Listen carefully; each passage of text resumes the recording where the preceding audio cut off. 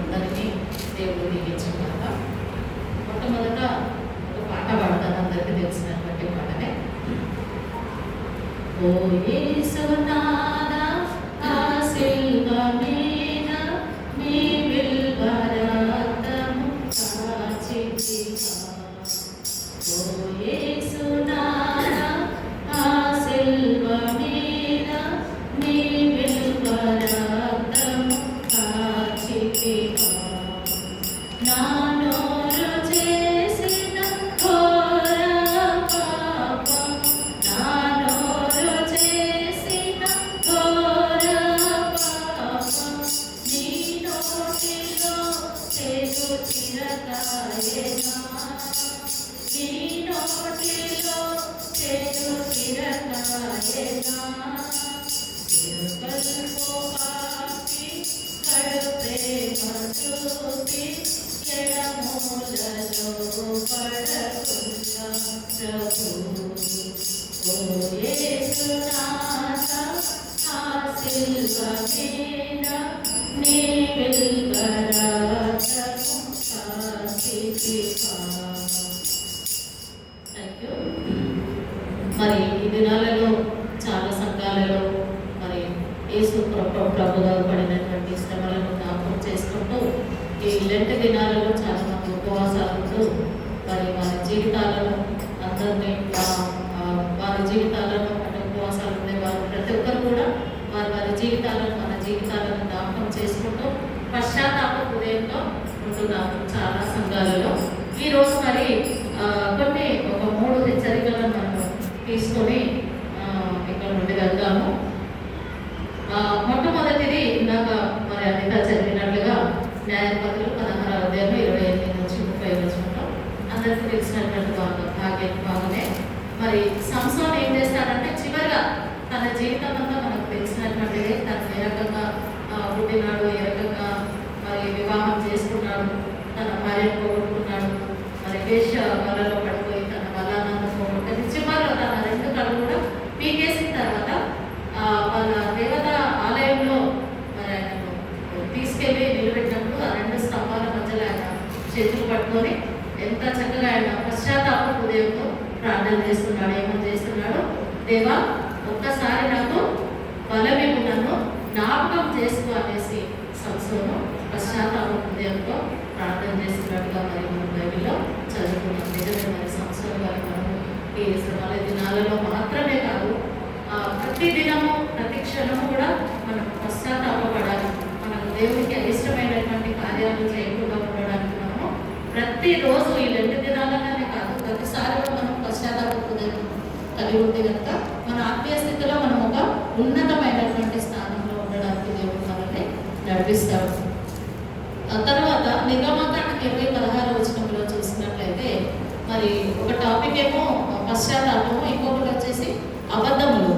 మరి పదార్థాలలో మరి దేవుడు ఒక ఆజ్ఞగా మరి నీ పొరుగు వాని మీద అబద్ధ సాక్ష్యము కలగకూడదు అనేసి ఎంత చక్కగా మరి నిర్గమకాండంలో, తర్వాత ద్వితీయోపదేశ కాండంలో, ధర్మశాస్త్రంలో ఉండేటటువంటి 2 పుస్తకాలలో ఈ మాట రాయబడి ఉన్నది.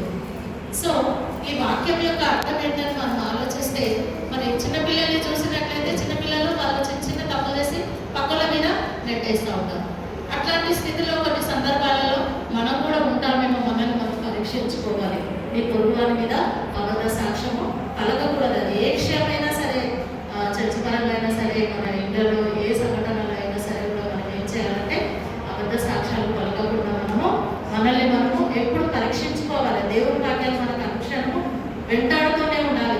అయ్యో, దేవుడి వాక్యంలో ఇలా చెప్తుంది కదా, మనం ఈ రకంగా ఉండాలి కదా అని మనల్ని మనము వాక్యం చేత హెచ్చరించుకుంటూ ఉండాలి. మరి ప్రపంచమంతట్లో జ్ఞాని అయినటువంటి సొలొమోను మరి ఆయన గురించి బైబిల్లో ఏమని వ్రాయబడిందంటే, ఆయన కంటే ముందు తరంలో కానీ, ఆయన తరంలో కానీ, ఆయన తర్వాత వచ్చేటటువంటి తరాలలో ఆయన జ్ఞానవంతుడు ఎవరు కూడా పుట్టలేదు, పుట్టబోడు అని వ్రాయబడింది. మరి ఆయన జీవితం గురించి మనకు బాగా తెలుసు.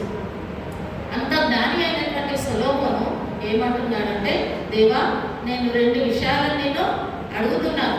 అవి ఏంటంటే వ్యర్థమైన వాటిని, అబద్ధములను నాకు దూరంగా జ్ఞాని అయినటువంటి సొలొమోను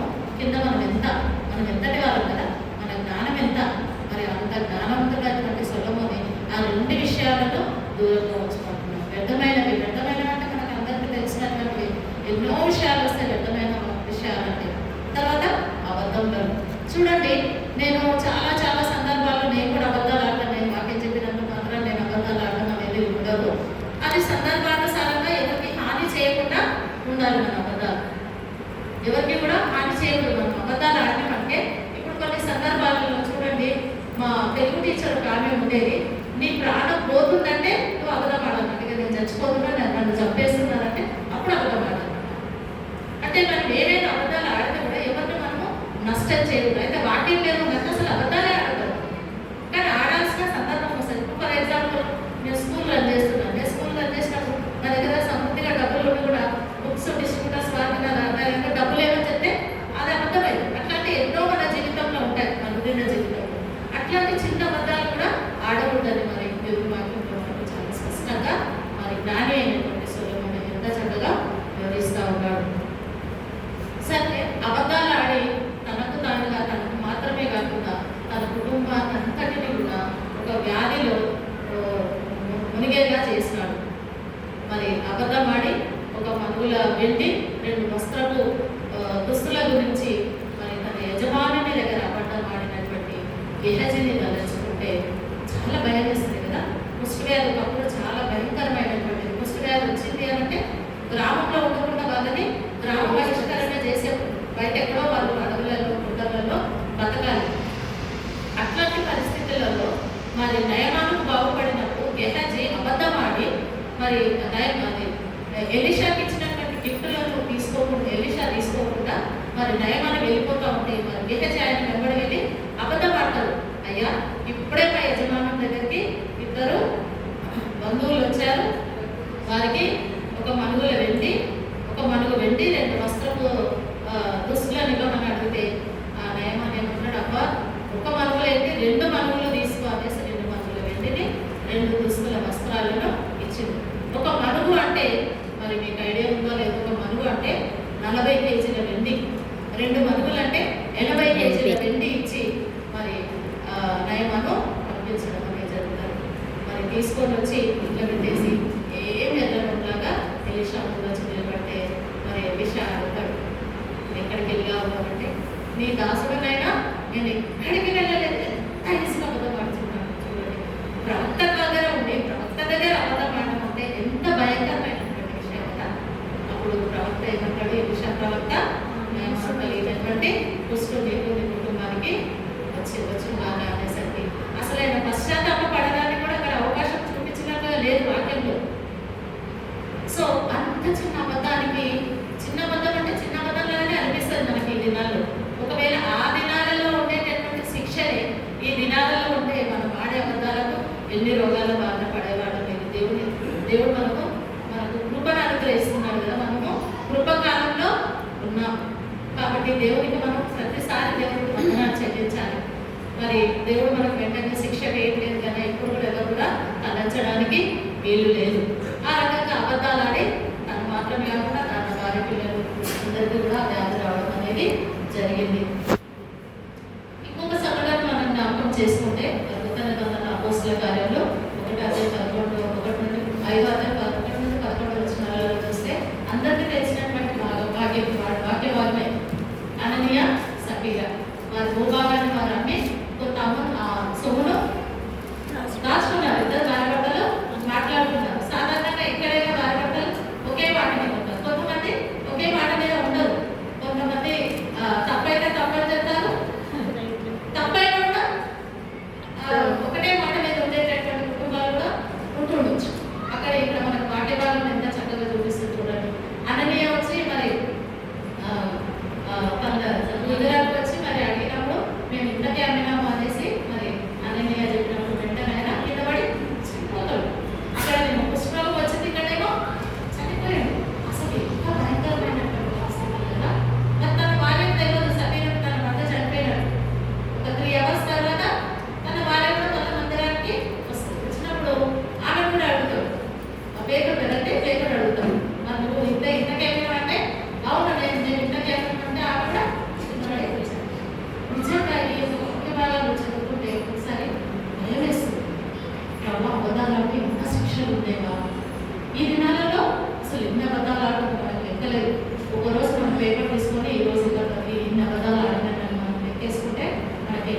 వచ్చేవాళ్ళు, వచ్చే వాళ్ళకి ఎంతమందిని చనిపోయే వాళ్ళం అని అనిపిస్తుంది. వాక్య భాగం చదివినప్పుడు నాకు అట్లా అనిపిస్తూ ఉంటుంది.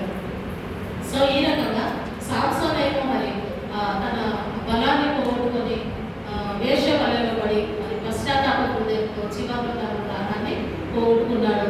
ఇక్కడ నిర్గమాకాండంలో మరి పదార్థాలలో సామెతలలో సొలొమోను మరి మొదటి రాజుల గెహజీ గురించి అపోస్తల కార్యాలు మరి అననీయ సఫీరాల గురించి చూస్తే ఇవి మనకు ఒక కనువిప్పు కలిగించేలాగా మన బైబిల్లో రాయబడి ఉన్నది.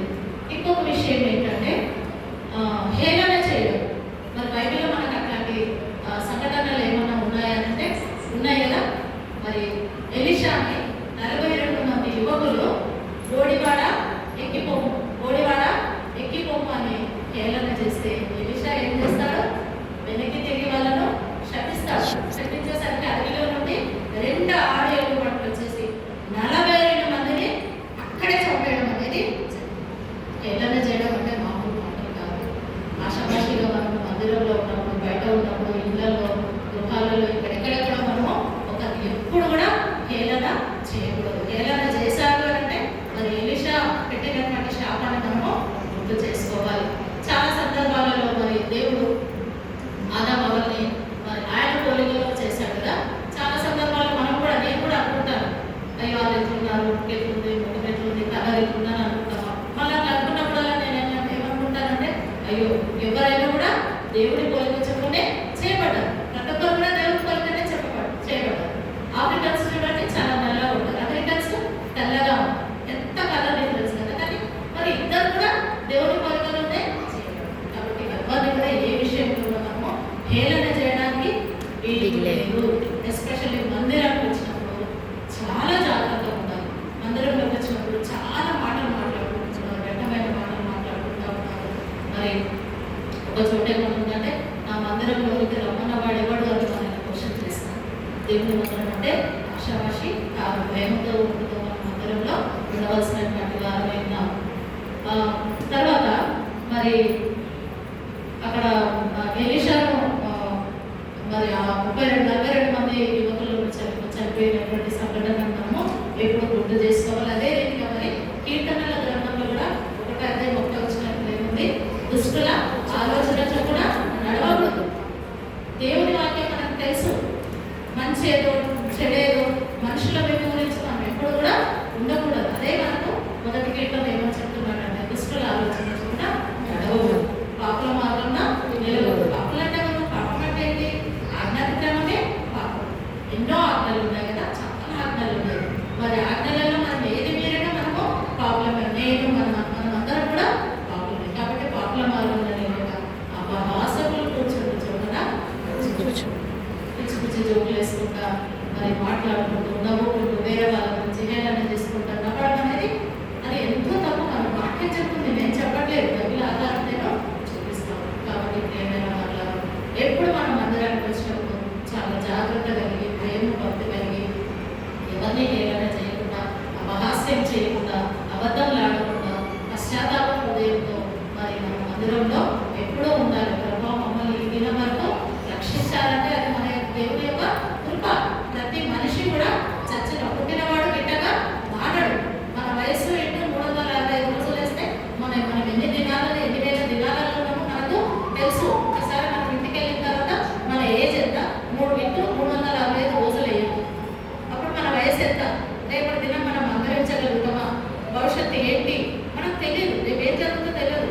10 నిమిషాల తర్వాత ఏం జరుగుతుందో తెలియదు. కాబట్టి గొప్ప జాగ్రత్త కలిగి దేవుని బిడ్డలంగా, దేవుని వాక్యం తెలిసినటువంటి వారంగా, క్రైస్తవ బిడ్డలంగా ఎప్పుడు మనల్ని ప్రతి ఒక్కరూ గమనిస్తారు. మనం మాట్లాడే మాట, తలంపులు, క్రియలు ప్రతి ఒక్కరు మనల్ని గమనిస్తారని ఎప్పుడు మనం మనసులో పెట్టుకోవాలి. ఎప్పుడు మనల్ని మన చుట్టూ దేవుడి వాక్యం ఎరగనటువంటి వాళ్ళు ఉంటారు. మరి క్రైస్తవులు చెప్పువారని మాత్రమే చేయవారు కారు అనేటటువంటి పేరు తెచ్చుకుంటున్నారు. సాధ్యమైనంతగా మనము దేవుడి వాక్యం ప్రకారం ప్రవర్తించడానికి మనము కొత్త వరకైనా మనం ప్రయత్నం చేయాలి. ఎందుకంటే కంప్లీట్గా దేవుడి వాక్యాన్ని మనం ఫాలో అవ్వాలంటే అది ఇంపాసిబుల్. మానవులమైనటువంటి మనకు చాలా కష్టమైనటువంటి పని. కాబట్టి ఈ యేసు ప్రభు అది చనిపోయిన ఈ లెటర్ డేస్లో మనకు